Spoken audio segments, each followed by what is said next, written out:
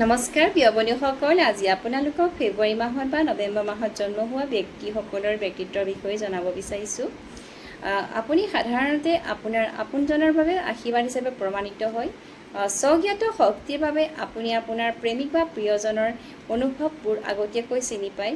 যিহেতু আপুনিও নমনীয় হয়, গতিকে আপোনাৰ আপোনজনৰ অনুভৱ অনুসৰি নিজকে সামঞ্জস্য কৰি লয়।